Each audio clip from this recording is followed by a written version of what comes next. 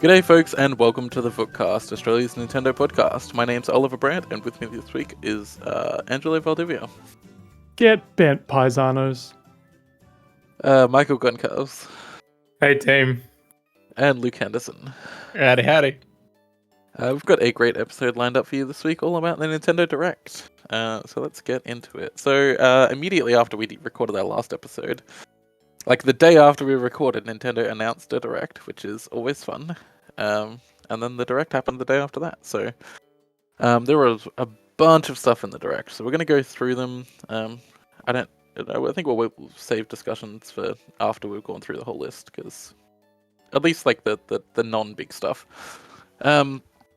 So yeah, quickly going through the list is Persona 5 Tactica, which is a tactical RPG spin-off of Persona 5. It's not a canon game like Persona 5 Strikers was, so it doesn't really affect the plot at all. It was first announced for Xbox, first it was leaked for everything, and then it was announced for Xbox, and then PlayStation, and then it got announced for Nintendo in the Direct. It's out November 17. The other game that was leaked and then announced was the Persona 3 Remake, which weirdly didn't show up here, but I imagine it will eventually come to Switch. Detective Pikachu Returns. It's a sequel to the 3DS game. Looks like absolute arse for some reason. It looks like a 3DS game, is what you meant to say. It looks worse worse than a 3DS than game. the 3DS game, yeah. No, it's because they took the 3DS image and just stretched it out to fit the Switch. Anyway, that's out October 6th. Luigi's Mansion 2, Dark Moon, which originally came out on the 3DS, is getting a remaster on the Switch in 2024. There's the Batman Arkham trilogy, which was rated for Switch in like 2018, and then just like never happened. But that has Arkham Asylum, Arkham City, and Arkham Knight. Nobody's really sure how Arkham Knight is going to work, because that was kind of bad on PS4, and the Switch is not as powerful as a PS4. That's what they've spent the last 5 years doing, is trying to get Arkham Knight working. So that's out in spring 2023. There's a game called Manic Mechanics, which is made by, what's the name of the studio, Luke? 4J Studios. 4J Studios, who made the console versions of Minecraft before Microsoft took over and did the Bedrock edition. So this looks kind of like Overcooked, but you're in like a mechanic workshop. It looks pretty fun overall. And it's out this month on the 13th.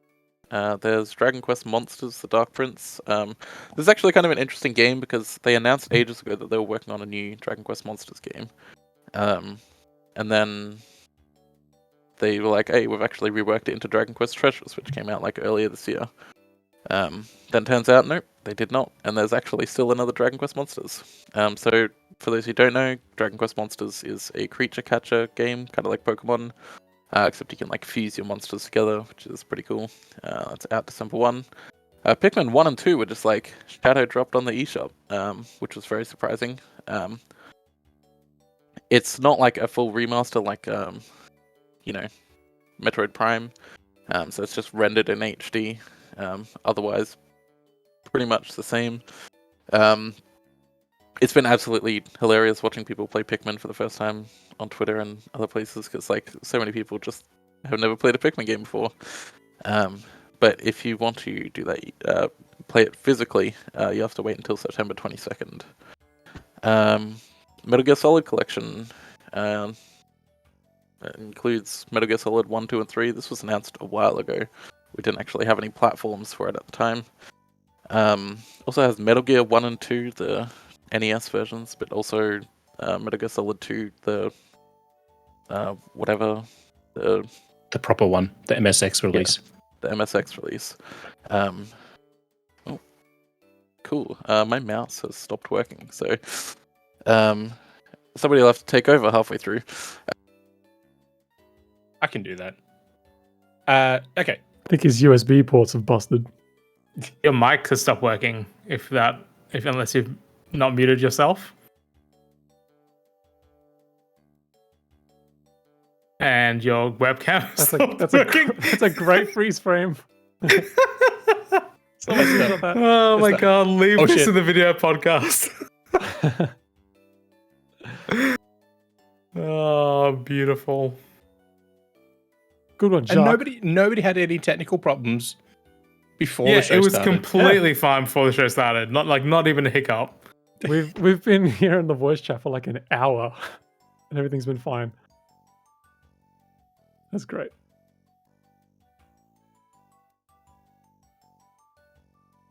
I feel like that Ollie should be a new drops. It's avatar. gonna fuck up your alignment of everyone's video for your recording. Yeah. Well, I mean, not too much. If he drops out, I can just go to the 3-camera view instead of the 4. Oh, look at you prepared. Yeah, Just- I don't have. The just thing is, I've do got a the wipe. direct videos. Or do a wipe. Just do a wipe and recut. It's Yeah. fine. I've got the direct style up, but I don't Yeah, have yeah, a yeah. 3-camera for the Hmm. direct style. Perfect. But I've got the 3-person. And when you do a wipe, use the clip of Angelo saying "do a wipe" and he does this, and then Yeah, do yeah, that just- as the wipe. all episode, every time I cut to a video, it's just going to be Angelo. Yep, that's it. And every time we have a technical difficulty, it's going to be a picture of Ollie doing this with Spanish flea behind it. I might put him inside the TV, inside the Simpsons one. The Yeah, technical yeah. difficulties. There we go. Down to 3. None of my cameras line up on the 3. it's all just Is- askew. Has anyone watched Silo on Apple TV Plus? No, not yet. I want to. It's so good. Yeah, Final yeah. episode was on Friday. It's I've real heard great things.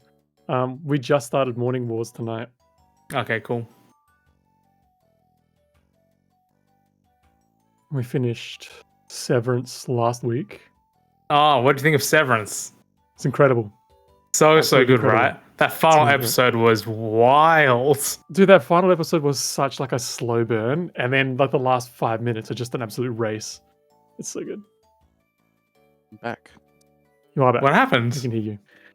So my computer does this weird thing every now and then where it just like stops all of my USB devices. I'm not sure why it does that, but yeah, the only thing that fixes it is a restart. So I love quickly it was restarted. like a slow progression. It was like your mouse, then your mic, and then your camera. Like Yeah, it's like they sequentially shut down each USB port. yeah. We had a good laugh at the freeze frame that you were stuck on. It was Oh, it was Pretty perfect. magical. pretty much. Anyway, I can't remember where I was up to when it stopped. You were halfway through Metal Gear Solid. Yeah, you were like Metal Gear Solid 2 on our MSX, and you're like, oh, your mouse stopped working. That was it. All right, well, let's just continue off from there. So yeah, Konami cheaped out on the cartridges. None of the actual Metal Gear Solid games are going to be on the cartridge. It's just going to be Metal Gear 1 and 2 and some of the bonus content because it's like 54 gigs in total. Also doesn't have Twin Snakes. Also doesn't have Twin Snakes, which is a real bummer. Which is nuts considering that was the GameCube. That was the Nintendo one. Yeah. Okay. Yeah, I'm assuming they just want it the same on all of the platforms. Mm. Anyway, Vampire Survivors is coming to Switch. Has a new co-op mode that is also going to be added into all the other versions. Have we all been thoroughly addicted to Vampire Survivors in this chat? I haven't Luke played it. hasn't played it. No, Luke hasn't played it. that doesn't interest me. Oh man, I was addicted to Mate. it. It's So good. so good. I wasn't interested in it, and then like one of my co-workers was like, "Hey," Then 5 hours later. yeah, pretty much. One of my co-workers was like, "You should check it out just to see like why people are on it." I was like, "Yeah, all right, I'll check it out." And then yeah, Do we I just just love had a to bit- work that day. Do you have a price for it? Because it's so cheap on PC. It's not going to have some BS Switch tax, is it? It'll It's going probably to be go like up to $35. Sure. It'll probably be like $10 or something because it's usually like $7, right, on Steam. Yeah, I think it's even cheaper than that. Maybe I can't Maybe. remember how much I paid for it. I I feel like I yeah, paid it will be- nothing. It will be overpriced, I'm sure. I don't think it's on the store yet. I don't recall seeing it. No. Yeah, it's usually $7.49, and it's currently on sale on Steam for $5.61. Okay, so it'll be $4.99 US, so probably the same as the Steam price. Oh, cool. And all of the DLCs will be priced the same as other platforms as well. Cool. Good to know. But yeah, that looks good. Out August 17. There's a new 3D platformer from the people who made Sonic Mania. So it's called Penny's Big Breakaway. It looks pretty good. And it's out early 2024. There's WarioWare Move It, which is a sequel to WarioWare Smooth Moves on the Wii. It's not like specifically a sequel in the English version, but the Japanese one is called Super Smooth Moves, so you know it is. So it's all motion games like Smooth Moves was. It's coming out on November 3rd. There's Tears of the Kingdom amiibo, Ganondorf and Zelda. They're too expensive according to Michael and everyone else who has money. Is the normal price, I guess, but Yeah. I think the normal price for amiibo now is $21.95, right? Or is it? Yep. Is that Okay, yeah. So just Ganondorf then. Ganondorf's like $30 because I don't know. I guess everyone's thirsty on Ganondorf, but it's just dumb. And there's a Princess Peach game coming in 2024 with no details. We just saw like a short teaser where her dress glowed for a bit, and then it's like, oh yeah, it's coming. But it looks good. So there's two big stories. There's Super Mario RPG is getting a remake. And yeah, it looks absolutely wonderful. So it's a full like ground up remake. It's not like a weird remaster or anything like that.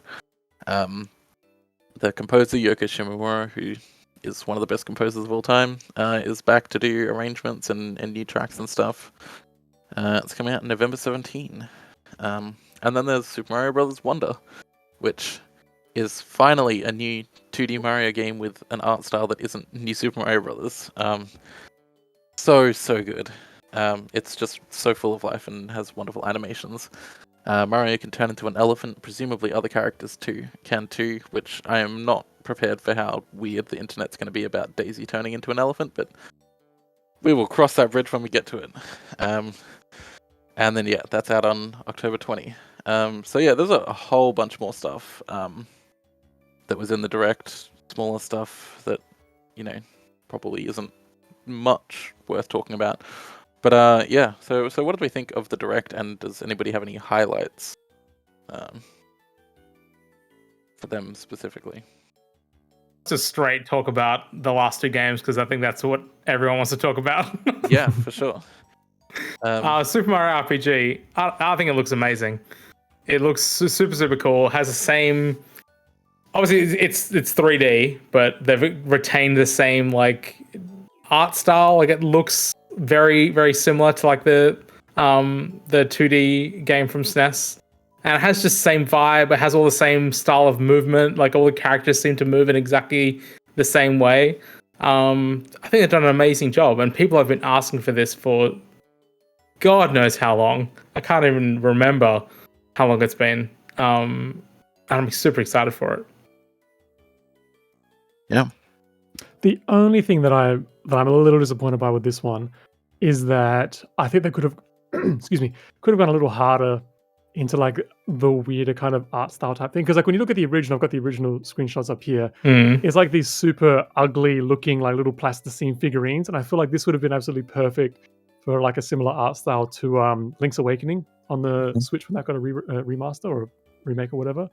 I feel like that would have been absolutely perfect for something like that. Just making them look like little toys with like a bit of a tilt shift kind of thing going on as well. It would have looked so much nicer. But like, it's an RPG that like a lot of people really love and kind of kickstarted the whole Paper Mario thing. So, I'm not gonna say I'm upset that it exists. So yeah, that's just my take on it. My take's controversial. I don't care. I didn't like the game originally, and I don't care about this one. There's so many more things they could have done instead of remaking a game from 30 years ago, but hey. You mean like remaking some Zelda HD ports, perhaps? It's never coming, Michael. It's just never I need it. So I've tried to play the original Super Mario RPG a few times, and it's really not done a lot for me, apart from the music, which is phenomenal. But on a modern platform with like maybe some quality of life additions, because it's kind of rough to play now. Yeah, I think it could do well. I'm pretty keen to see how it is. I mean, let's be honest. If they had just added the original SNES version to the Switch Online app, people would have been happy as well. So, yeah. I think they're definitely going to do some quality of life stuff to it. And I think, that'd be fun. I do wonder though why they dropped the subtitle. Yeah, it is. It is a bit weird. I guess it's to differentiate it, or maybe like Square Enix owns the copyright or the trademark to the original title. Maybe. Doesn't sound like Nintendo. Well, like part of the reason that it never really got very many re-releases is because like Square Enix owned all the original characters in it. So like everyone's always like, oh, put Geno into Smash, but like can't. Owned by Square Enix. Yeah. So yeah, I mean like it's interesting. I think the fact that people have wanted it for so long. I think it's absolutely hilarious that it came after all of the Smash DLC, so like Geno's never gonna be in Smash. Just the funniest thing to me. But yeah, it is what it is, right? I think fans of the game will absolutely love it, and then maybe some new people will too. Super Mario Brothers Wonder though. Oh baby. God, I'm so keen. I'm so keen. It's just like so much stuff that like if you just like looked at a random screenshot from it, you'd be like, okay, this is just more, new Super Mario Brothers kind of stuff. But like seeing it in motion is like a completely different thing. Like it is very obviously not a new Super Mario Brothers game.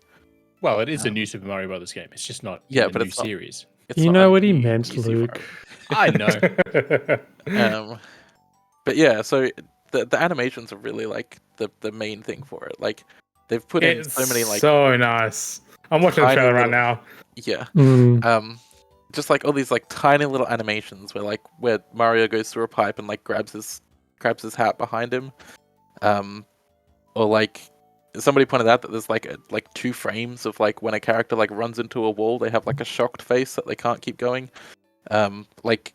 It's just so much, and it's kind of the thing that like Nintendo doesn't really do is like put all those like tiny little touches, because like all of their games are phenomenally polished, but like nothing I don't think from Nintendo in a really long time has this level of personality, and that's the big one.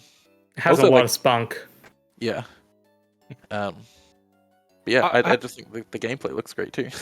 It does. I think the gameplay is going to be solid, but the visuals for me, every time I look at it, it makes me think it's like a stop motion style, and then it's like being like AI smoothed. Like there's just something a little disconcerting about it. Like I dig it, but it's just something that just feels a little off at the same time, which maybe that's a good thing.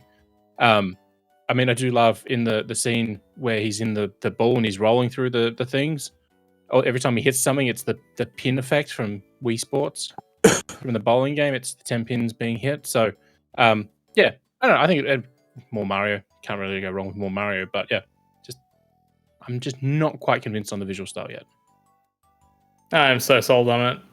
Like, as soon as I saw it in the direct, I was like, yes, this is exactly what I needed in my life. I think it looks wonderful.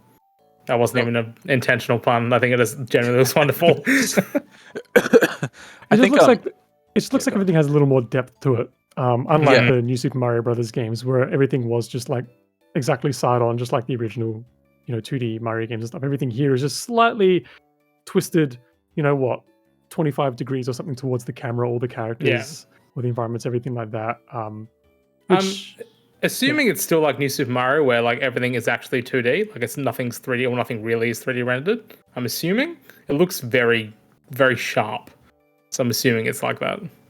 No, well, generally, like Nintendo, specifically Nintendo published or even developed games, have like, what is it? They're like, I can't remember what it is. They have some sort of like anti-aliasing thing where, like, all the edges are like just super crisp and super sharp. Yeah, for sure. Generally, I don't know. It just has. I don't know. It just has that little bit of 2D vibe to it.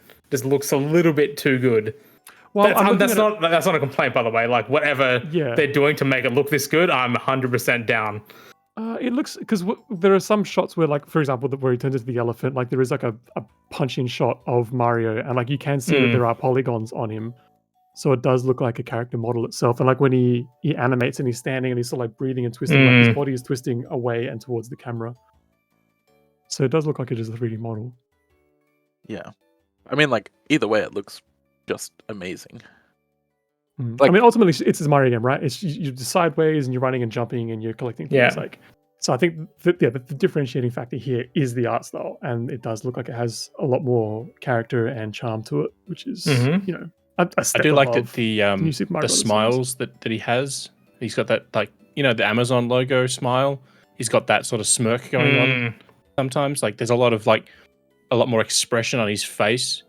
Overall, yeah, a lot of which I like the think is, smiles are just like the 2D painted on like black line. Yeah. It looks really good. The thing that strikes me the most in terms of like his face and emotion is when he's running and he's kind of got his arms out and he's got that little pout. That's the little thing that I'm like, oh yeah, Yeah. this boy has some personality. Yeah. I think it's worth noting just because it's an important thing, and apparently we have to note this. The trailer is like all like 60 frames a second, so like it is updating on every frame, which I expected it from a 2D Mario game because I don't think there's really ever been a 2D Mario game that didn't do that. I mean, if Odyssey runs at 60 FPS, this sure as hell but must. Yeah. But I mean, like the whole like Wonder-ful system like looks wild, where like the whole level can just like get super weird and change when you grab the Wonder-ful. It's like they've gone full in on the whole magic mushroom thing that people always say Mario has been taking for years. And his little flower buddy? Yeah. The one that talks all the time? If everyone has the trailer open on the official Nintendo of America YouTube account, I sure do.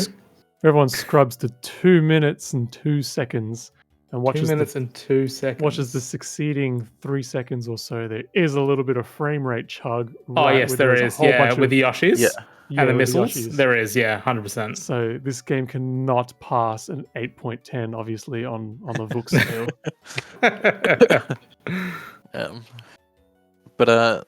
I mean, like, there are a couple of things, like, from a gameplay perspective that, like, obviously are a bit different as well. Like, lives are back. They were in, like, all of the other 2D Mario games, but, like, the 3D Mario games have sort of abandoned lives recently. But we've all abandoned life at this point. I mean, purple coins seem to be very abundant, whatever they are. Yeah, I'm not sure what exactly they're supposed to achieve, especially because, like, in some points it's granular, so there's like 25.1. Yeah, totally. Which is, I mean, the last time we saw purple coins was Mario Odyssey, and that was all about costumes. So who knows? Maybe we'll get costumes in this one. I think I've noticed that. Sorry, it only changes to the point system when you're when you get one of the Wonder Seed thingos. Yeah. But I don't know if that's like intentional, or if that was just like a weird bug that they had in the trailer. Oh, sorry, Angelo, you're gonna say? No, that's fine. Again, if you scrub to 2 minutes and 28, where there's a punch in on Mario collecting the little elephant fruit, it definitely looks like he's a character model, a 3D character model. But also, like this elephant fruit looks like an apple, right? It does look like an apple, yeah. Yeah. So as far as we know, only Yoshis eat apples in the Mario universe. So this is interesting that Mario is now eating an apple. Maybe it's a crossover with Sesame Street, and it's a Snuffleupagus fruit. I agree. He does look 3D in that particular spot, which is nice. Yeah. But I mean, it could be a mix of like sprites and 3D, depending on like, everything. The situation. But there's a couple other things. So like with just with multiplayer, like you don't like bump into each other anymore. So like if you are next to another player, you can just like walk through them, which is a welcome change. Which is the right way to go ultimately for a kids game. Yeah. But also like you can play just like as Yoshi, just like by himself. And then if another player is playing a human character, they can, human, Toad's there as well. They can Yellowtoad's there. Yeah. They can hop onto Yoshi, which is an interesting mechanic. I have a feeling that Yoshi is going to be like the assist character, because like he's still going to have like his flutter jump presumably. Well, we see that in the trailer, so yeah. So I have a feeling that like you'll just be able to play as Yoshi whenever, but he'll be the assist character. Which is a nice way to do it, I think. A good mix of like the quote unquote bad guys, so just being like just normal dudes, just like skating around the world or like having a nap or whatever, Like, they don't seem to be that normal, like, you know, patrolling kind of bad guys, which is really interesting. I just want to So- know if they'll just, you know, randomly stop in the middle of whatever they're doing every now and again, just turn to the camera and then get back to what they're doing. I think they will. I think we're very much past that. But that's the other thing. The music is like it's not the same shit that we've been hearing for the last like 15 years. Yeah, I think the other thing that makes this like exciting is that there hasn't been a new original like 2D Mario games for 11 years now. By the time this releases, it will be 11 years. What are you talking about? Mario Maker came out. Everyone's making original Mario games all the time. Well, yeah, but like it's not the same, right? Like, That's absolutely not the same. but like the most recent one that we got, you know, technically was New Super Mario Brothers U, and that was in 2012. Then we got Super Mario Run. So, We got New Super Mario Brothers U Deluxe. yeah, but I think Mario Brothers View is a good. Oh, sorry. Mario Brothers Run is a good example there. Sorry, I'm just also having a huge notice of when Mario transforms into the Elephant Mario. He retains all of his iconic personalizations except for his boots. He somehow still has the big eyebrows, the big mustache, the hat, but he loses his boots. yeah, Which is a bit weird. Anyway, I'm also Clearly everything copying else and is made of pasting. spandex. I'm also copying and pasting a bunch of these cursed screenshots into our group chat here for Luke to use however he'd like. yeah. Maybe don't put those in the final product. I can't see Honestly, them at the just so moment cursed. because if I go to them, I go off the video. So Yeah, That's fine. maybe, yeah, maybe. I don't might do that. copy and paste these into the Vookcast Discord, which you listeners can also jump into at any point. Yeah, that's bit.ly/Vookcast Discord, all lowercase. So yeah, I mean, like all of these games, like it was a fantastic direct. I think overall, like I wouldn't say it was a fantastic direct. I think like the first half of it was kind of like, it's like, oh, okay, here we go, by the numbers. Oh, it's a collection of things. Oh, it's this, it's that. Oh, it's games 3D now for every other platform. It kind of just putted along for the first like half, and then just out of nowhere we just got WarioWare, right? And that was like, oh shit, a new WarioWare game. We generally don't get that series all that often, but now here we are, 2 on the Switch. And then it was like, oh, and you know, here's new amiibo, and here's, you know, they sort of out of nowhere just started hitting the right beats, you know, all at once. Yeah. So it sort of ended strong. I think I agree with Luke. Like when you actually run down the list, like you have Ollie, and you look at it, and like that wasn't even everything that was announced in the direct. Like half of it was just re-releases. And like I get that we get that quite often with directs, anyways. But like, yeah, like it was the only games that are of real note are things that are developed / published by Nintendo, or they're re-releases from either, you know, years ago from other systems, or there's somewhat of a remake, like, you know, Mario, Super Mario RPG, etc. So there are only really a couple of standout, like brand new titles, like Mario Wonder, the Princess Peach game, which we have to wait till next year to sort of hear about anyway. Yeah, so I think I kind of agree with Luke. Like Luigi's Mansion 2, don't get me wrong, I'm all for that. It was a fantastic game, but it is kind of time locked on the 3DS, and like, you know, now it's getting a re-release here as well. So I don't know. The fact they're not porting Luigi's Mansion 1 that they made for the 3DS as well. It's not like a they collection of 1 and 2. are just they're not thought- going to announce it until. I thought that was on Switch already. No, only 3 so far. It came out in 3DS though, right? Yeah, but I mean, like having Pikmin 1 and 2 on the Switch. Obviously, we got Pikmin 3 previously, and Pikmin 4 coming out this month. Having the like entire series available is quite nice. As well. Console series. Well, yeah, Hey Pikmin doesn't count. Yeah. But also, like Pikmin has like officially been renamed to Pikmin 1, which is kind of That's weird. stupid. That's a stupid thing. But yeah, I mean, like I would like for them to do that with like other series as well. Like obviously, like the Xenoblade series is all available on the Switch, so that's nice.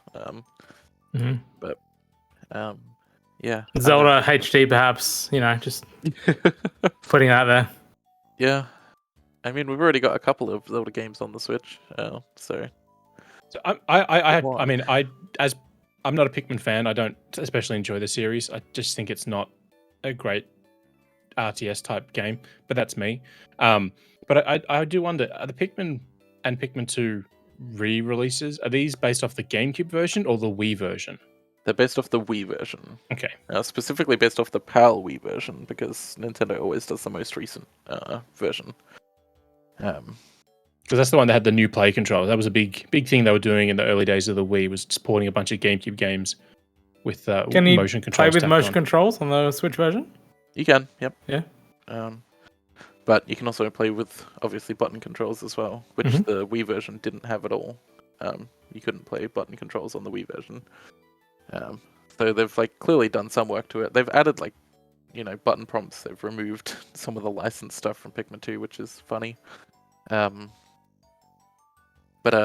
I mean, like, it's just straight ports that are playing in HD. And they actually like re-rendered the cutscenes rather than AI upscaling them like they did with Super Mario Sunshine. Which is nice because the Sunshine ones looked pretty terrible. I do have to give a call out to the Metal Gear collection. Not for the games. The games are fine.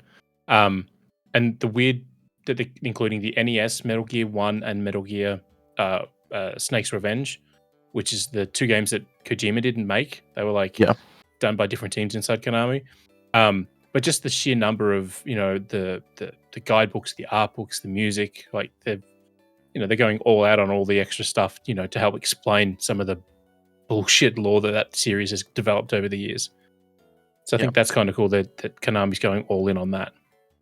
And they have like 30 gigs of which is an additional download for people who want it.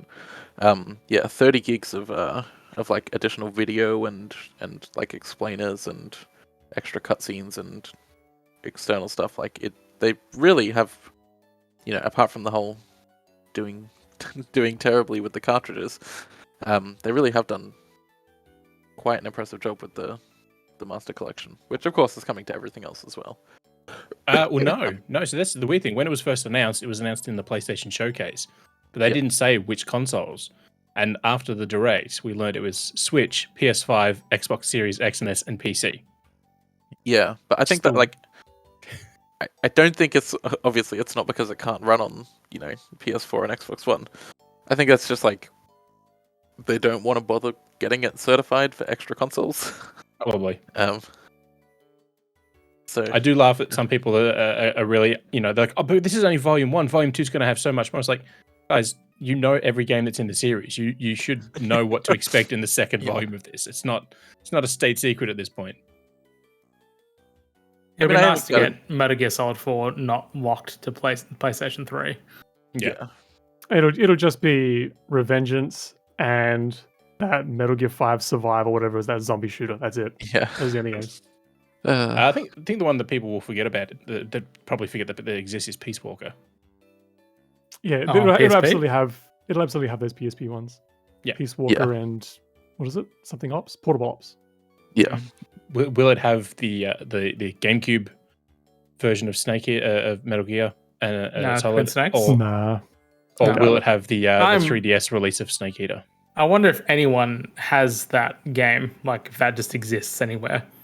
If that's just gone. I mean, like, from what we know, like, Nintendo keeps a pretty exhaustive library of everything that's released on its consoles. Because we know from, like, a bunch of these other things, like, with the Castlevania Advance Collection, like, Konami actually reached out to Nintendo to get, like, the original files that they submitted for certification. Well, we've also seen some of these files from all those leaks that happened when their vaults got raided by hackers as well. So, but yeah, they keep pretty much everything that gets released. Nintendo has a version of it somewhere. So that's can nice. We see that special edition of Hoarders, just the Nintendo edition? Yeah. I mean, like, everybody knows what's going to be in Volume 2 anyway. They accidentally leaked it on the website, which is very funny. It's basically just like Peace Walker and then like the Metal Gear Solid 5 games. So yeah, and Metal Gear Solid 4, of course, was in there. So that's nice. But it's a shame that Twin Snakes is like not included because it's just so much better than playing the original Metal Gear Solid. Like it just sucks. Yeah, I don't know. Yeah, for me, like this direct, like it hit all of the right notes. I wish Detective Pikachu Returns didn't look like crap. Like, it looks worse than the first game, and I'm not sure how or why that happened. You have to wonder how long that game's been finished for, because they announced that back in 2019. I think they were basically doing like it. development was probably paused during lockdowns and stuff. Because it's developed by Creatures, who also does like support stuff on Pokemon games. And given there were 3 Pokemon games that came out in like 12 months, they probably just like put that on pause and smashed out the Pokemon games.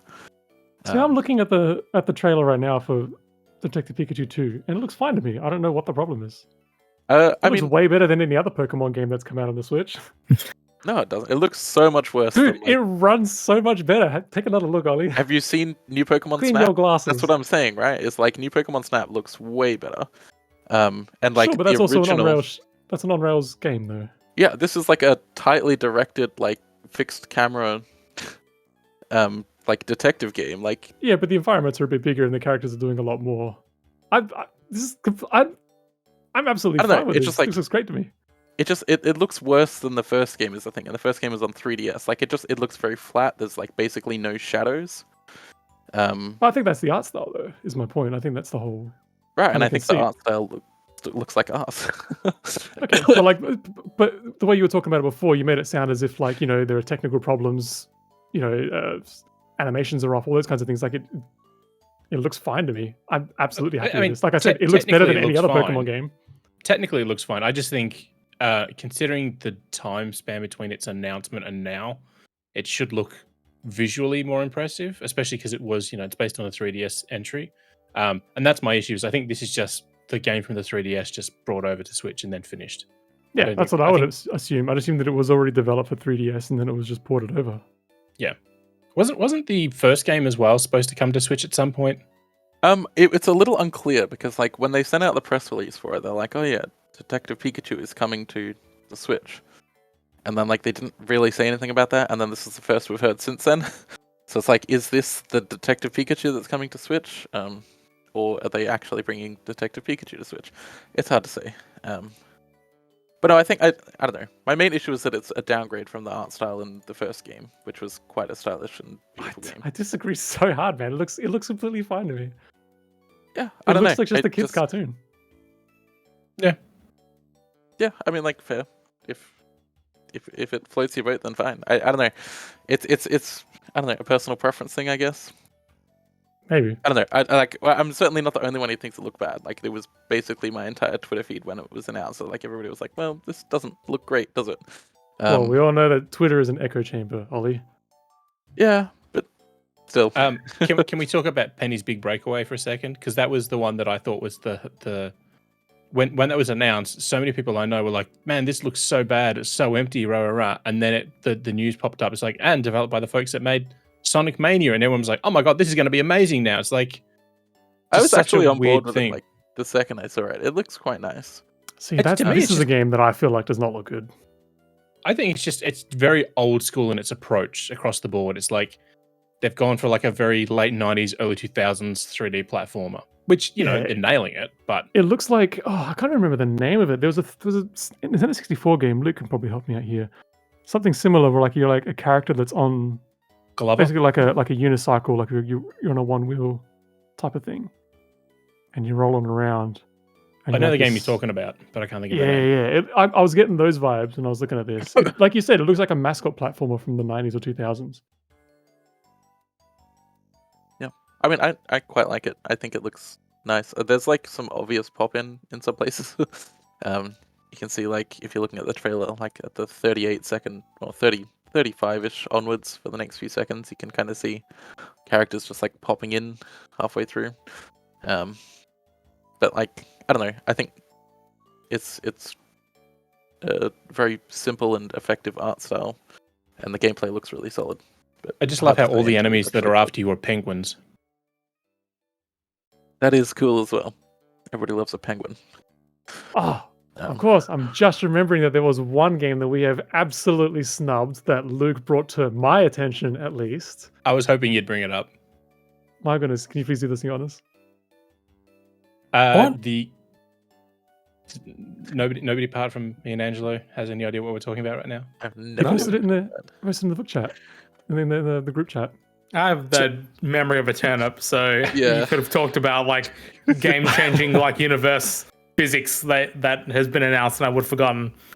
So back in 2020, developer Goodfeel revealed they were working on a new game, which was basically, it was described as like a spiritual successor to Mystical Ninja, which Angelo and I both adore that series. Yeah. And then it was supposed to be revealed in full later in the year and then released in 2021, and it just vanished. And then in the Nintendo Direct in Japan, it actually popped up. And I will put the trailer on so people can watch it. But its big thing is that it is created by a bunch of the team from the Mystical Ninja development. So it's like the same folks that made that series are now making this game. It's not yet announced for the West. It's still only a Japan-only game, and it is coming out this year. But I think it looks amazing. It's insane that it's not coming out of Japan, as far as I know. I think it probably will eventually. I hope it will. It looks incredible. Like, genuinely, like, the art style looks amazing. Gameplay looks great.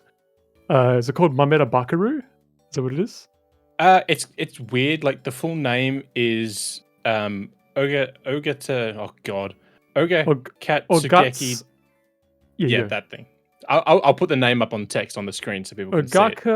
Ogakatsugeki Doutanuki no Bakaru. Now it guys. 10 out of 10. Yeah, absolutely. But yeah, so I just think it's, Goodfeel are the folks that did like Yoshi's Woolly World and Yoshi's Crafted World many, many years ago. And this is their first game. So they did a game between Yoshi and this one, and it's called 12 Monkeys, and it's on PC. It's on Epic. It's a arcade shooter thing. It's a little weird. But yeah, this is basically Mystical Ninja 3. So I'm all for it. Yeah, like the music is even evokes just the similar sort of vibes that Mystical Ninja did. And like, there's a scene where you're again like in a giant robot mech and you're just standing in a cityscape and you're fighting some other giant robot mech. Like, it looks so silly. It looks absolutely up my alley. I'm so excited for it. I mean, the ship to fly around in is a giant tea kettle. Yeah, it's a teapot. It's amazing. Yeah, I haven't seen Angelo this happy in so long. Yeah, I know. Right? I'm such a Debbie Downer on this show, and this thing genuinely has me so happy. But we haven't had Michael pop up with his like game that impressed him from the Direct. What? You have to remind me what game impressed me because I don't remember. I don't know. Was there any game that you were like, this looks amazing, or I have to play this? Bar like Mario RPG and Mario Wonder. Like, that's pretty much it. Like, I am very excited for Mario Wonder. One thing I am very disappointed about is that Super Mario. Oh no, Mario. Is it Super Mario Brothers Wonder? Yeah, Super Mario Brothers Wonder. Super Mario Brothers Wonder. Whatever it's called. Comes out the same day as Spider-Man 2. One of those games is going to get left on the side, and I don't know which one it is. Just think, one of them can be your palate cleanser for when you need a break from the other one. I think it's probably going to be Mario, just because, like, I don't think I'm going to get spoiled with Mario, like, on the internet, but I have a strong suspicion some a-hole is just going to drop a Spider-Man 2 spoiler, like, the minute I'm at work or something. Probably. But before we get carried away with, like, picking between those two games, there may be a third contender. Because, according to leaks, Sonic Superstars is also coming out on the same day. So I'm waiting for the third contender. Is that a contender? No, absolutely not. But, like, man, the Sonic team must be quite annoyed when they saw Super Mario Brothers Wonder, and they're like, oh, well, we're screwed. Oh, yeah, I remember that because people were like, Mario and Sonic are at it again. It's like, guys, enough. Taking us back to 1991. I remember what the game is. I just looked it up, Luke. It was Rocket Robot on Wheels on the N64 that I was thinking about, which is developed by Sucker Punch. I did not realize that Sucker Punch had a Nintendo game. Oh, yeah. Wow. They had 2 games, I think, back on the 64 days. Yeah, right. Because like it's another super like vibrant, wacky, platforming game. The animation on this robot character looks really awesome, by the way. But yeah, also rides around on like this weird like unicycle type thing, kind of like I guess the name is Penny from Penny's Big Breakaway. Penny's Anytime a someone- yo-yo. She's riding like a yo-yo. Yeah. Anytime someone says unicycle, I just get PTSD of that time that I was like, I think this game's Unirally, guys. And everyone was like, shut up, Michael. That's so stupid. Ugh. That's That's when my definitely really reign bad of about chaos that. began. Does Ollie want to talk about headbangers? I do want to talk about headbangers. So Luke made me remove this from the list. But it's like a Fall Guys-ish kind of like battle royale, but instead of like doing silly mini games where you like jump over wipeout obstacles, you're playing rhythm games and you're a pigeon, and you can dress up your pigeon in like silly hats, and it just looks so delightful. It's rhythm heaven, but battle royale is essentially what it is. Yeah, with pigeons. With pigeons. And yeah, I don't know. I love rhythm games. I played a fair bit of Fall Guys, but haven't really gotten too into it. But yeah, this just looks extremely up my alley. Do we have a pricing information for it? I recall seeing a price for the US, but I don't think we got a local price yet. Let's see, because it's also coming to other. While you're Yes, looking it's that a- up, it's so disappointing to me that the pop culture focal point for any sort of like large scale obstacle course game is always Wipeout and never Takeshi's Castle. Yeah, I mean, because Takeshi's Castle was in one country. I think you it's- mean MXC, Most Extreme Challenge. I absolutely do not mean that. Only true let's- 90s kids remember Takeshi's Castle. I will bring out that they're dropping new episodes this year in Japan for that series. Yeah, man. So, I cannot wait to watch people Yeah, get I'll absolutely definitely watch effed up that. in HD. It's going to be so good. Oh, I boy. will say though, when I was first told about Fall Guys about 7 months before it was actually formally announced, I got told, think of 100 people running through an obstacle course from Takeshi's Castle. That's how it was described to me initially. Well, I mean, No like, Wipeout Takeshi's Castle comparison. was originally 100 people, and Fall Guys is only like 40 or something like that. No, in the initial debut trailer, it's 100, but when they actually got around to Yeah. releasing the game, they dropped it to It was 60. meant to be 100, and then they're like, I don't think it's going to work. Yeah, right. Have you guys played Fall Guys recently, by the way? That game actually holds up. It's always played No. fine, but like it's actually a lot more fun now, I find. Yeah, they've added they- a lot to it. They also added like a map creator, so you can like Hmm. create like That's the cool. creative mode, so you Yeah. can create your own ones. Unfortunately, I think there's like it's quite limited at the moment. There's only like one type of game that you can create, so you can't do like a survival style game. It's only like the obstacle course, like race to the end. The downside now, But- though, is that because it's a free-to-play game, it's just riddled with microtransactions. It So, is, like, yeah. To be able to get anything worth anything, you But have to pay for the season. For a pass game and like stuff. that, it has to be free to play. Like, Yeah, absolutely. Whereas, Battle like, Royales unfortunately, now, like- it's just free to play or get out. They also like halved the length of the seasons now as well. So like the seasons used to be, I think, 8 weeks, and now they're 4 weeks. So I mean, they did make the battle pass thing cheaper to compensate, but like it's still like you're doing it twice as much, and like it's twice as much FOMO, which is kind of what they rely on to do Well, that.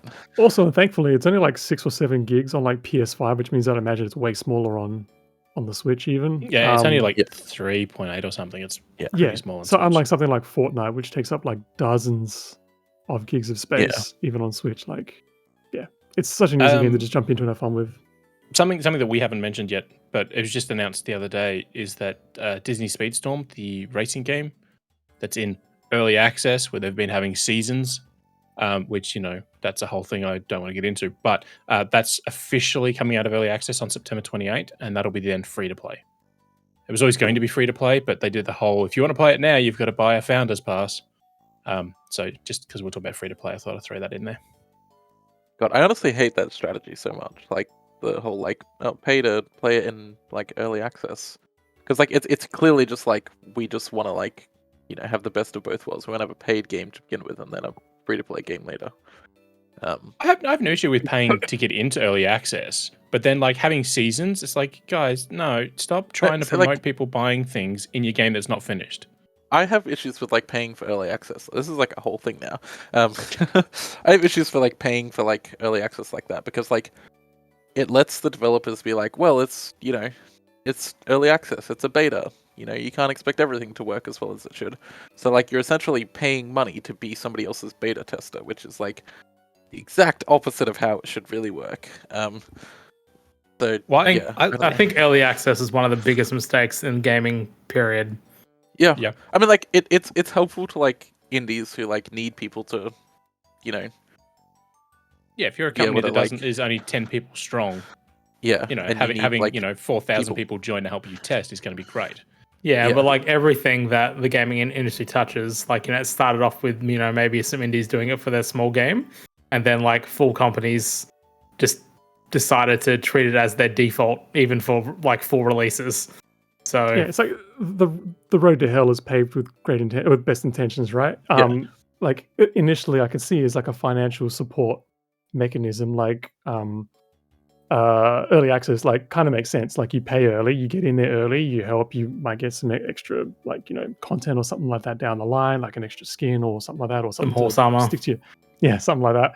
But at the same time, like you're also supporting the developers earlier on who might need some extended development time to polish up the game or something like that. At the same time, you can have your hand in helping out by QA testing it and getting a name in the credits and stuff. But yeah, like when you get it from like a big, from something like Bungie or something like that, a bigger studio which might technically be independent, then again, like that's another gray area, right, where it does become a bit of a problem. But I can see how it was supposed to really work. But like you say, like as soon as the bigger bean pushers get their hands bean counters get their hands on it, like it just exacerbates. I love it doesn't it doesn't absolve like even like some of the quote unquote bad indies, like they just keep their game in early access in like perpetuity. And it's just like, well, it's an early access, exactly like Luke said, it's an early access, you can't blame us for anything, even though your game's been in early access for like 74 years. Look at you, Star Citizen. I do. It's been like 12 years now. My God, it's ridiculous. the fact that we're getting Starfield announced and released before Star Citizen. I will say though, I the best early access thing that I've ever seen in terms of like absolutely lying to people is Multiverses from Warner Brothers. The Batman versus Superman versus I forgot that even existed. Bugs Bunny. So the game launched. The game launched in early access. In beta. Right, it was an open beta, and they started having seasons. And then I saw IGN reviewed it, and it's like, guys, this game's not released yet. Why are you reviewing a beta?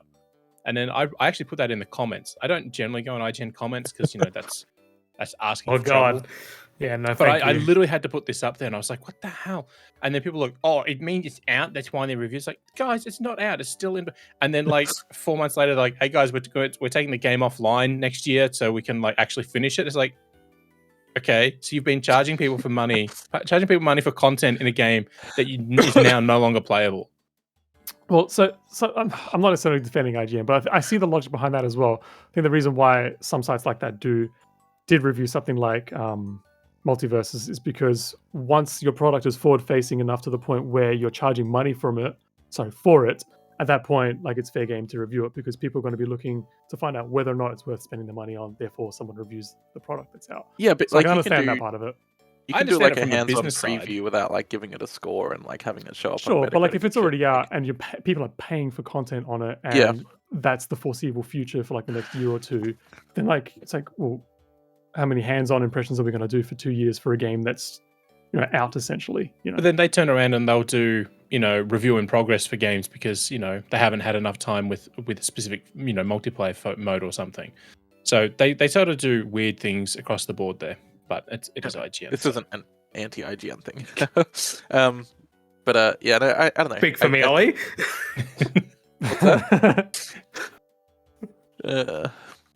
But yeah, I don't know. I was about to say something about Star Citizen for a moment there, and I was like, that could actually be libel. So I'm not going to say that, but I will share it with people after we're finished recording because I have thoughts on that game. Anyway, yeah. we've gone wildly off topic, as we normally do. Every single podcast over the past, I don't know how many months, this exact thing happens. Someone brings something up and we go on a wild tangent, and then it's like technically the feature discussion now, I guess. I think it's fine. I love how we go off on these tangents. I love like natural progression podcasts. It's fun. Dude, I constantly forget that Star Citizen is a thing. Yeah, I think so do the developers. Don't get me wrong. I love the idea of Star Citizen, right? Like, it is exactly the game that I want to play. The scope of it is absolutely insane, all the systems and everything. And I hope one day that it is a game that actually exists and you can play it properly. But the amount of money that they've taken and just seeing where the game is, and like I can't see it ever coming out, like, genuinely. And that's just ridiculous. Yep.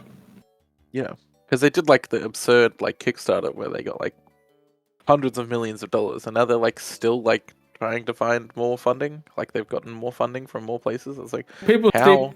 keep buying ships still. Yeah, And they cost literally hundreds of dollars to thousands of dollars, I think, at this point, to buy these ships. And people are like, yeah, okay. Dude, video games are so stupid. yeah.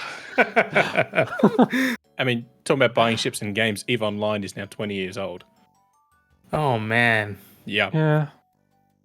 If you want to feel like, if people are listening don't know what EVE Online is, don't look it up, because it is a rabbit hole you do not want to descend down into. But if you want to think of EVE Online, just think of it as Excel with spaceships. Dude, the other day, I only just rediscovered that RuneScape exists, and now it's in like proper 3D. That was a blast. That was something that made me feel like I was 84 years old. Totally. I still think Ultima Online is also still like a thing in both 2D and 3D. So that popped up in my feed because EA and BioWare are palming off the Old Republic MMO to another developer. I remember. Also, that's another one that's like, why does that still exist? Yeah, I mean, that's 14 years now. But that game, it's like 11 the or 12. people doing that are doing, they're keeping like Ultima Online and all that stuff still going. So it's that same company. Do you remember the original? I imported the like collector's edition of Old Republic from like the US, the huge box with like statues and stuff. Mm. And the game I was got the bad. keyboard, So the headset. bad. Dude, you want to and talk about bad the mouse. MMOs? I pre-ordered DC Universe Online, and I was so jazzed when that game was coming out, and I put it on my crappy laptop, and it was so bad. But I told myself I loved it. Man, that was a trip. Pre-ordered. Man, there's so many MMOs that I like really wanted to enjoy. Yeah. Like Tabula Rasa from Richard Garriott when that was coming out. That was meant to be like the next Insanity. That's another tangent. You'll know about that submarine, right? That like exploded above the Titanic. Dude, I had no idea. Wait, that sorry. Garriott... What are you talking about? What? Yeah. Are you serious? Sorry, that's Okay. no, it's a genuine joke. Okay, If anyone doesn't know about a submarine, like, you've literally been living in a cave. Like, I don't understand how anyone can not know about it. It was today that I learned that Richard Garriott, Lord British himself, is the president of the Discoverers Club or whatever it is, the Adventures Club or whatever that stupid thing. Yeah, I had no idea. He's the president of the association that those guys were a part of. That went out and killed themselves. The dude's bonkers. He was on the Russian space station before it, fell down to Earth and blew up. Well, his whole thing was that he wanted to go to space, right? Because his parents were astronauts. And I remember even like back in like when G4 Tech TV was a thing, and he was on like the screensavers, and he was like, "I'm gonna go to space one day," and then I think he did it. He did Because he has a disgusting amount of money. Yeah. Anyways, back literally, to whatever not was even about video games anymore.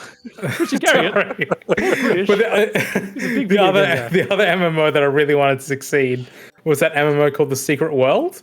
Is that one that was a mix between an MMO and an ARG? Like, you had to like actually do like, real world research and whatever to figure out puzzles in the game and whatnot. And it had a great Eldritch type of like scene to the game. But again, I don't know. MMOs. Why do they keep making them? Who knows? Now that I think about it, it's like, I guess not. It's like Pokemon Go count as like an ARG? Yeah, I guess. Yeah. I do want to call out DC Universe is on Switch, but it is not cross-platform with all the other versions. So you only get to play with Switch players. So there's like three people on it. here's the good thing about it, right? It's like because there is zero benefit to having other players in the world when you're playing that game. So you can just like play it like a single player game, and it's actually not that bad. It's still a shit game. Like I don't know. I feel like if you just like pick a speedster in that game, like you're just absurdly overpowered because you can just like run up the sides of buildings. Like, That's what I was from the get speedster. go. And then you see like these other things. It's like, oh, if you play as like a Kryptonian, like you have to unlock flight ability at level 15. Meanwhile, like speedsters just running up the side of buildings at level 1. It's great. Dude, speedsters, when you run up the side of a building and then you just jump, you literally like leap over like 7 buildings. It was so good. You mean tall buildings in a single bound? Sure. I will say there's also a second MMO on Switch that if people haven't played it, it's worth checking out. It's called Skyforge, and it's developed by Obsidian. There's an MMO by Obsidian, the RPG guys. So it's technically done by a group called My.com, but Obsidian were brought on board to actually fix up all the RPG stuff because it was so broken. Really selling it, Luke. Well done. Anyway, it's not bad. What are the bullshit we were talking about on this list? How about we just move on to the games that we're playing? Why? Someone can just bring something up and then we wildly tangent off it for the next 20 minutes. No, Angelo, tell me about the games that you're playing. All right. So, last fortnight, or last episode, I was talking about Jedi Survivor and how my partner and I encountered a game-breaking bug and we couldn't play that anymore. Well, lucky for us, about 3 or 4 days later, a new patch came out and fixed it. So we got back into the game, and then we only had like 2 more hard crashes after that, which was a step up. Yeah, but then we finally we got to yesterday, and we were just still hanging out on Kobo, just doing like some side missions, and we just got really sick of it. We're like, dude, this is not the kind of Star Wars game we're into, where like you have this like kind of interesting story, and then you're just forced to stop and have to go help everyone out with some crap. Like it's just not at all interesting or exciting or anything like that. So we just kind of just steamrolled through the story, and the story, like I was not expecting like a twist to happen in that game, but it did, and I was like, okay, now this is finally something interesting that's happening. And then the ending just kind of like snowballs from there in a good way. Like I feel like it ended quite satisfactorily, except for I'm not going to go into spoilers, except for one moment where you get a new character who kind of joins your crew, and the circumstances around that particular character and how you get that character because of the way you treated another character, like what you did. Like it's so weird to me. Like I want to get into it a little bit further, but yeah, no, I won't. It's kind of stupid. The Vookcast spoilercast coming soon. Laughing at us like, Angelo, the ending was satisfactory. It's just such a beautiful quote. Like apart from this one character, like everything else kind of wrapped up kind of well. I kind of liked it. But yeah, like I don't know. I kind of wish that EA didn't have the Star Wars license and was making their own Star Wars games. Like I feel like there weren't any apart from the first Jedi game. There weren't really any particularly great Star Wars game to come out of Star Wars games come out of EA. Squadrons was pretty good. It was okay. That's the one that I try to get into, and then I kind of just fall off of it pretty hard. I don't know why. Yeah. It just doesn't. Whenever I play a Star Wars dogfighting game, I just want to play Rogue Squadron, and that game is just not Rogue Squadron. So yeah, I had the same feeling. But the on the upside, sorry, just before we move on, there are other companies that are allowed to make Star Wars games now. Yeah. So I'm really keen for Ubisoft's one. That looks amazing. The Smuggler one. This is a wonderful tangent, guys. Let's go. The monkey hand of that is that like Quantic Dream is making a Star Wars game, and like, good lord, Eclipse? I do not want to ever hear about that ever again. Yeah, no, I'm not into that. We'll see how it shapes up, but yeah, nothing exciting me about that game. Bring it back to Switch. Star Wars Hunters still hasn't arrived, and that debuted in a February 2021 direct. Don't even remember that game. Yeah, it's probably just that you don't. 2 years ago. Actually, I did a thing. There's 5 Star Wars games that have been announced that are still in development. There's the FPS by Respawn, by the same guy and same team that did the Medal of Honor Above and Beyond for VR. There's the strategy game from Bit Reactor, who are a bunch of former Firaxis game devs, so XCOM and all that. The Knights of the Old Republic remake, which is never coming out. Then the Star Wars game from Amy Hennig and her team at Skydance New Media, and then Eclipse and Outlaws. So Anyway, tell us about the other thing, Angelo. Yeah, the second one on my list is the Super Mario Brothers movie, which my partner and I finally saw. Now, this is not the Super Mario Brothers movie that you're thinking of. This is the one from 1993, ladies and gentlemen. This is the what we far watched the other night. superior version. It is fantastically atrocious. I'd forgotten how It's bad this. bonkers. I love how bad this film is. It's like looking back on it now. I love that there are video game movies that existed back then that were made by people who did not understand video games at all. I love that they exist. This film is an absolute train wreck. Nothing about it makes sense. Yoshi gets stabbed. The king is fungus. Like everyone else is like evolved dinosaurs, but the king of this kingdom is from fungus for some friggin' reason. I have no idea. Because he's a toad. Mushroom. Well, he's not Toad though. Toad is the guy. Yeah, no, but like, yeah. So I know. Toad is the first person that you meet who becomes a Goomba, and he's got a swirl shaved into his head. Like I'm not even gonna get started on Goombas; they've been picked on for too long. But one of the most offensive things that I love about this film, though, is that like whenever there's like some sort of action scene and hijinks that involves Mario and Luigi, is like in the background. Oh, also Alan Silvestri did the music to this film, the composer of like the Back to the Future theme and everything. Is that like whenever things are going down with Mario and Luigi and they're running away or whatever, a really stupid rendition of Napoli plays, which is like the most like racially stereotypical like piece of Italian music you could ever think about. It's so good. Also, why are there police cars that are currently emitting sparks and things, and like trucks? Like everything is just on fire, and like no one just in this universe, no one just like stops gracefully. Like when they're walking down the street, no one just like stops moving their legs. Everyone is constantly crashing into each other. They filmed the movie on the Demolition Man set, clearly. Oh, it's so good, man. I love how terrible this film is. It's beautiful. So when you said things that we're playing, my mind during the week for some reason I thought, remember how we used to have, DVD menus that you used to have to, enter in codes to try and access like Easter eggs and stuff. That's what my mind went to when you said you were playing Super Mario Brothers movie. No, the old Terminator DVD used to put in the date of Judgment Day to unlock the director's cut, which is really cool. Ah, that's cool. Anyway, Luke, I highly recommend it. It's so bad. Yeah. Luke, tell us about the games you've been playing. More Tears of the Kingdom. Just trying to finish that off. Just unlock all the shrines and all that sort of stuff. Did the Lara Croft collection on Switch. I had some hard crashes on that one, which was not great. That seems to be a bit of a rare thing, not a common thing according to the developers. And just a smattering of random things here and there, just filling in time on things. Nothing overly exciting, unfortunately. Yeah, so I'll go next. I've been playing more Diablo 4.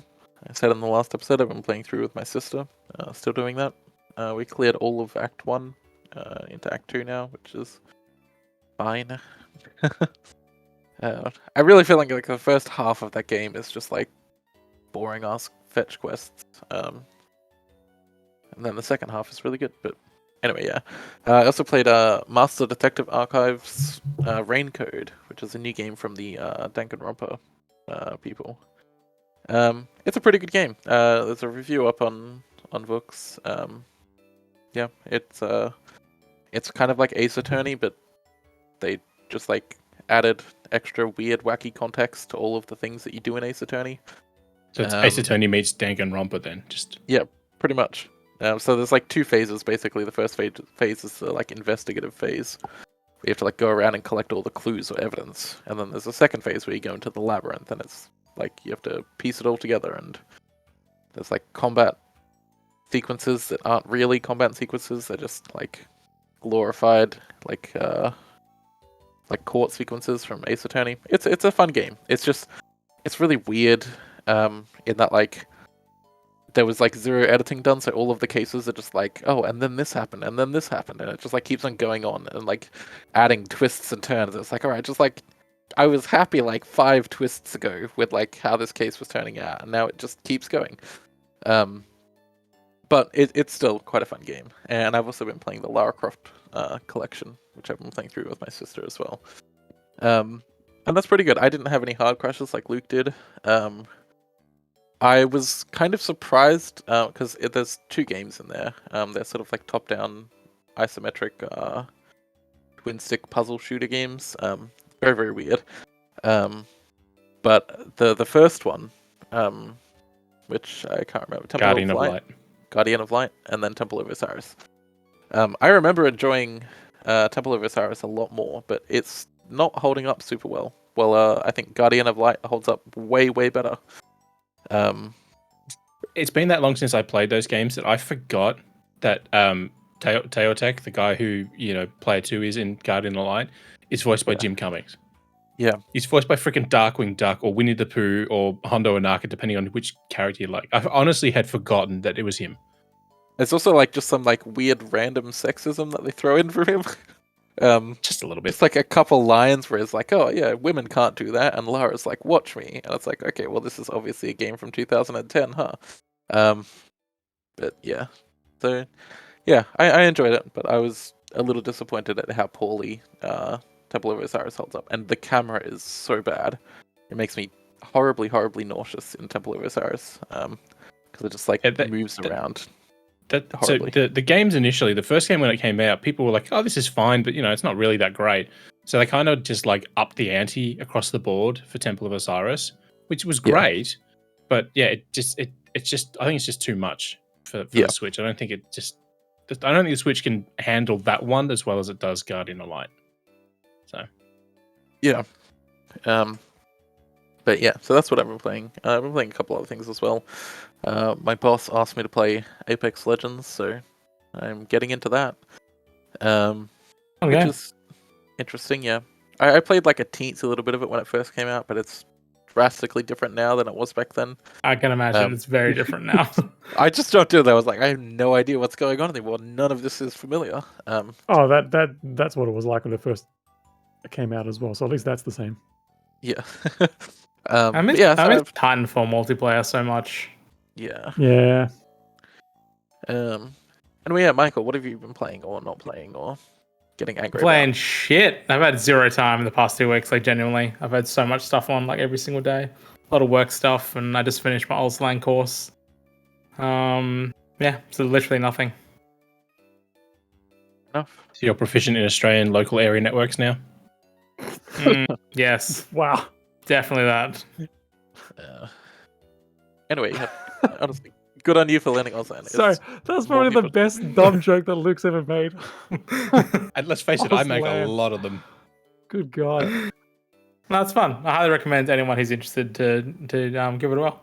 It's really, really good. I've done the basic and the intermediate course now, and I'll probably wait like a couple of months to let my brain like develop because it's a lot to move on to advanced. I think advanced is going to be quite complicated because I think it goes into a lot of the grammar and the syntax and all that type of stuff. How do you say "get bent Nintendo" in sign language?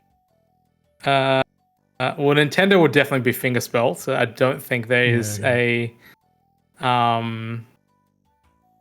sign for Nintendo. Could you just do the whole "Let's Go" Mario pose? Wouldn't that just work? Get bent. Let's go.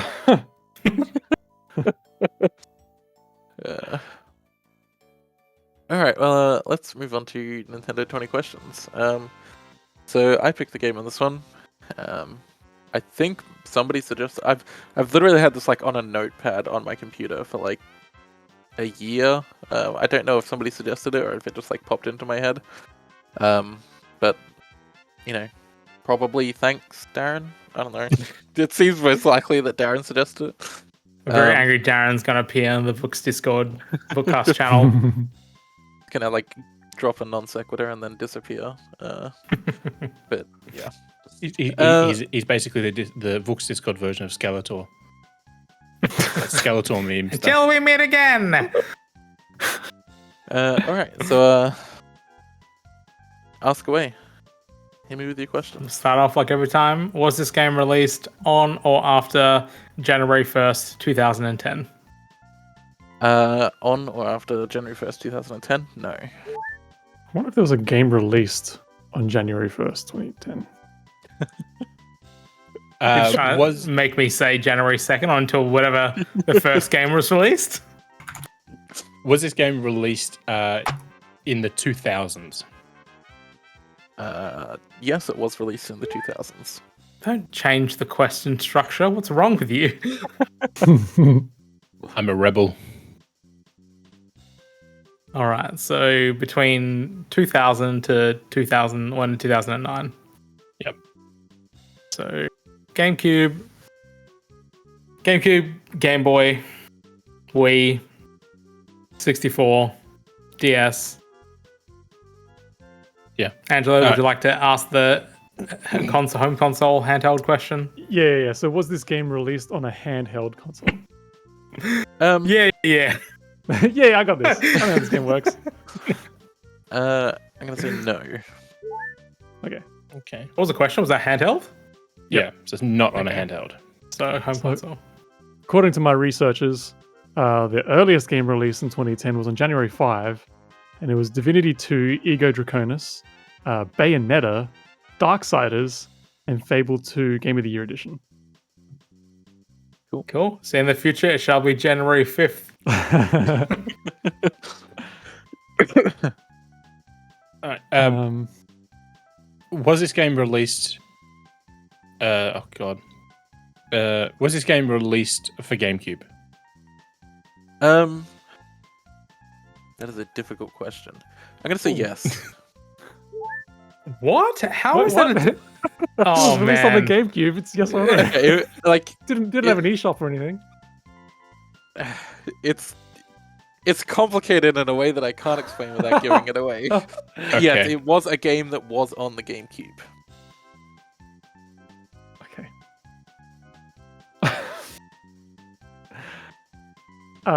Is it like an Animal Crossing scenario? Like it's like a game inside of a game? It's wait, not. is that going to count as a question? That's not a question. Okay, I'm going to give That's- some like context, right? So basically, right, it has to do with like weird release dates for like Europe versus other regions. Okay. That's all I'll say. So like, kind of yes, but also no. But it was on the GameCube. I think most people would not have played it on the GameCube, but it was on the GameCube. Okay. Oh man. So I guess we could assume that this is a multi-platform game then. I mean, I'm just going to go with Twilight Princess because that released on the GameCube, but it was a launch title for the Wii. I guess, but like that's even I would suggest that would be an easy yes. Like it Yeah, came to the GameCube. that wouldn't be a questionable yes for me. That would be like that's Yeah. definitely on GameCube. It was announced for GameCube. I mean, was this game published by Nintendo? It was not published by Nintendo. Okay. Oh my god. So it sounds like it's a multi-platform game to me. Yeah. Did you want to ask that question? Oh yeah, I could. Is this game multi-platform?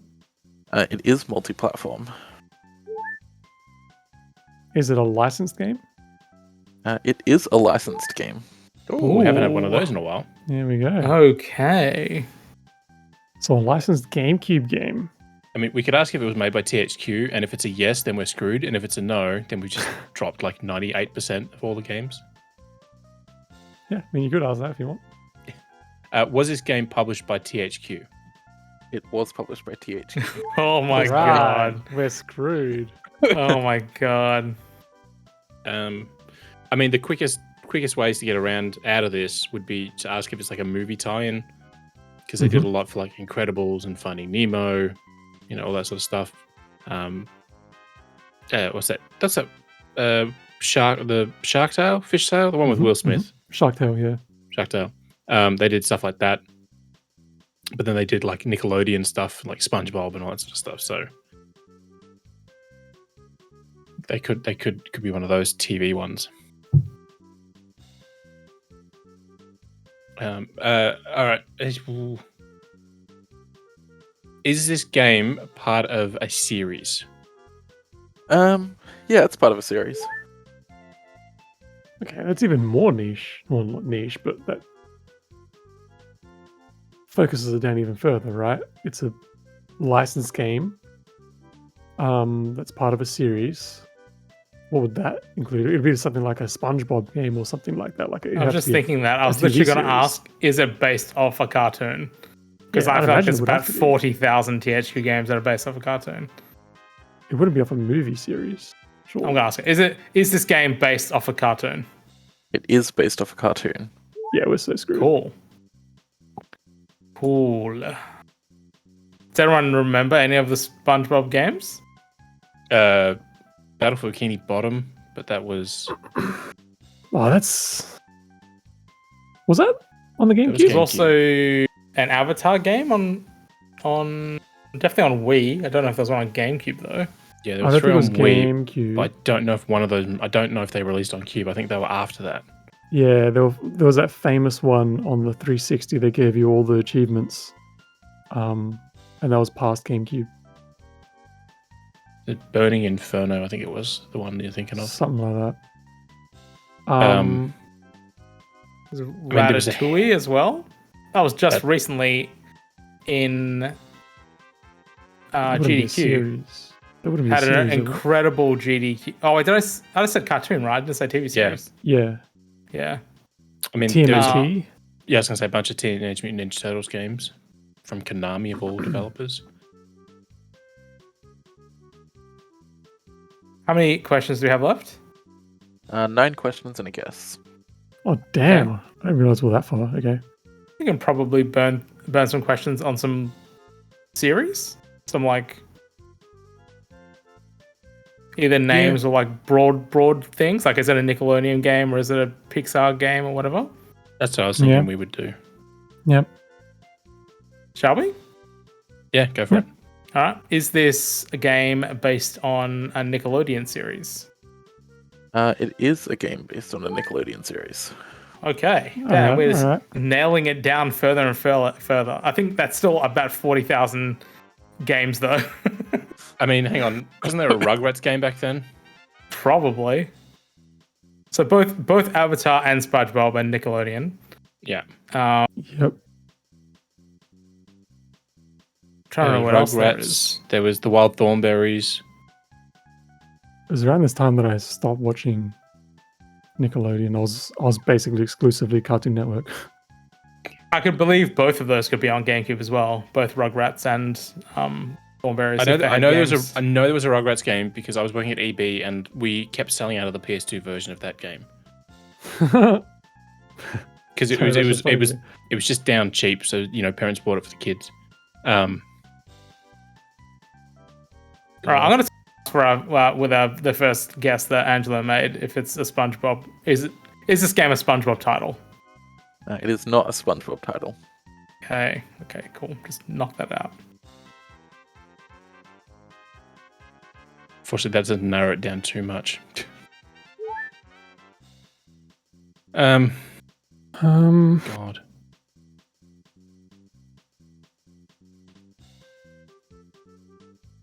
I just can't think of any.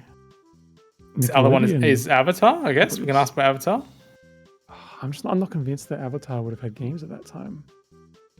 I feel like Avatar got really popular towards the end of its run in like 2007, 8, 9. Yeah, like that's when Wii came out. Wii came out like 2006 though. Yeah. Isn't this a GameCube game?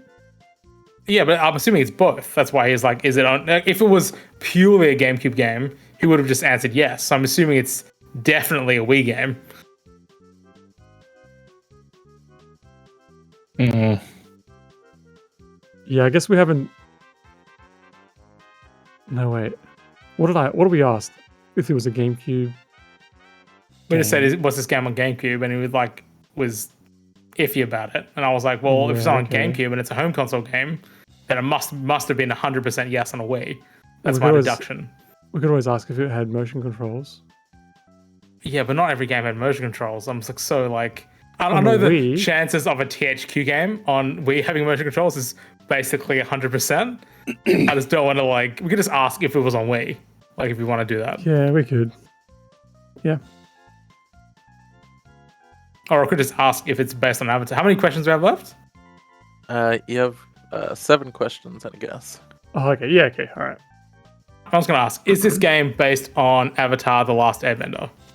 It is based on Avatar: The Last Airbender. God damn. Oh. All right. Gee. There we go.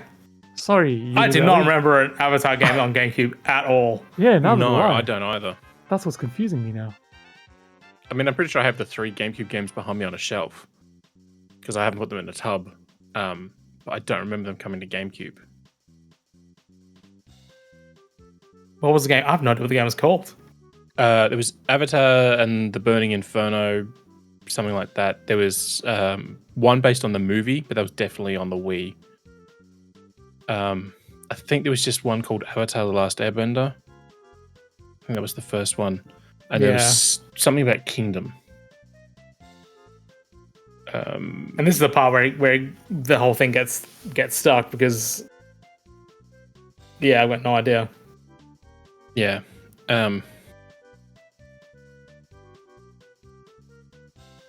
God. Now I'm racking the brain for the box. Well, I had to print them out. Unless... Oh, I could ask the achievement thing. Oh, wait. But it's not relevant. So, wait, hold on a minute. Wait, I just realized we could smart this, because you didn't say the other 2 names of the game, right? You said Avatar: Last Airbender, and then you said Burning something, and then what was the other one? Kingdom something? So you didn't say the name of the game, so we can ask the meta question of if we've said the name of the game. Sure. Right? I feel like that falls within the rules. It does. It would pick one out. As in, have we said the full title of the game specifically? Correct. Yes. Okay, yeah, you could do that. Does that feel like too much cheating? I don't know if that... No. That's within the rules. Okay. That's fine. Have we said the full title of this game? You have said the full title of this game. Yeah, baby. Wait, so that means that... Because if it's got to be Last Airbender. Inferno, Oh, I guess you did say Burning Inferno, didn't you? I don't think it was called Burning. I remember it was Burning something, but I don't know if it was Burning I don't think it was Burning Inferno, because that just seems like a stupid name. Yeah. That'd be like saying wet ice. It's kind of like, okay, ice is wet, you know. Okay, hold on. Let's reason this, right? So if there was an Avatar game, surely the first game would have been called just the name of the show, right? They wouldn't have had Battle for the Inferno or whatever. The first one was just called Avatar: The Last Airbender. So that must be the one that came out on GameCube then, surely. Okay. Yeah, go for it. I don't remember this game, but yeah, go for it. I'd say go for it. I say we just ask if it's that game. And is there anything else we can do to like narrow it down? Not without knowing more about the games themselves, like if any of us remember them. I just remember that the second one, I think it was the one that came to Xbox, and that was the one that achievement whores, myself included, got like from a video store and played the first 5 to 10 minutes of it, because all you had to do was just do combos, and like for every X amount of combos you get like successive achievements, and within 10 minutes you can get the full 1,000. Damn. See, I'm pretty sure the second one had the subtitle of Burning something. Yeah. And I want to say Burning Crusade, because it was in my head for this week from WoW, but it's definitely not You called were that. not prepared. I remember Burning in one title and Inferno in another. I think it must be the first one. It has to be the first one. Like, so there's no chance GameCube. Avatar: The Last Airbender came out after these other ones. Surely. Avatar: The Last Airbender Burning Sensation was not the first title, no. I think shall we guess it? Lock it in, Yep. Eddie. All right, lock it in. Okay. Hello, my name is Michael. I would like to guess, is this game Avatar: The Last Airbender on Nintendo Wii and potentially GameCube ? Nobody seems to know. Alrighty. So, here's the weird thing about this game. It was released on sort of Xbox, Windows, PS2, GameCube, all of that stuff, on October 10, 2006, in the US. And then in November of that year, the Wii version released in the US. Australia and Europe didn't get any version of it until February 9, 2007, where both versions released on the same day.